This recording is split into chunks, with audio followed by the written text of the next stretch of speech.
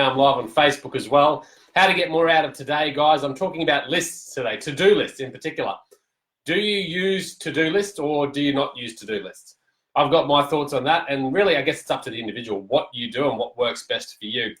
I used to use lists a lot, and I used to have my notepad, which I still use a notepad, and I used to write down a bunch of things, and I used to almost fill up a whole page like this of all these tasks and activities that I wanted to tick off throughout the day. And as I started this week, I talked about, tackling that big goal first in your day.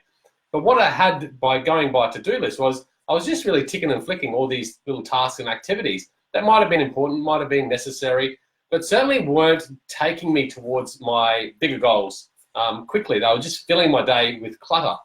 And once I removed the to-do list, I started to really focus on those one or two things, those one or two activities that would take me closer towards my goals than anything else. And then I'd schedule them in. And I've talked about that throughout the week. So picking that one thing, that hardest thing, the thing that is most important to you in your life right now, scheduling that into your calendar and then dedicating your time and attention to that one activity. Whether that takes you half an hour or 5 hours, it doesn't matter. Just schedule your time and focus on that one activity.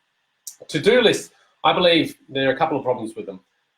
Firstly, I think if you rely on a to-do list, when you're without that list, sometimes you can feel a little bit lost as to what to do.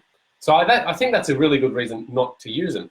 However, in saying that, I also think that a bit of paper next to you can help clear the mind. So when you're working away in that 3-hour chunk of time on that one particular goal, you're going to have these thoughts and things that come to your mind saying, oh, I need to do that, don't forget to do that. That's a good way to clear the mind, and just note down this as a reminder, not necessarily a to-do list, but just a reminder of something that you need to go back to or check into later. Clear it out of the mind, put it aside, and keep focusing on that one activity that you're really dedicated to, the one activity that's going to get you closer towards your goals.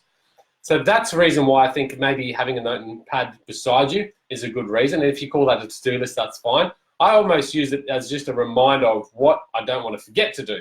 It's not quite important right now. The activity that's important to me right now is the one I'm doing, but this one still needs to be attended to at some time later on.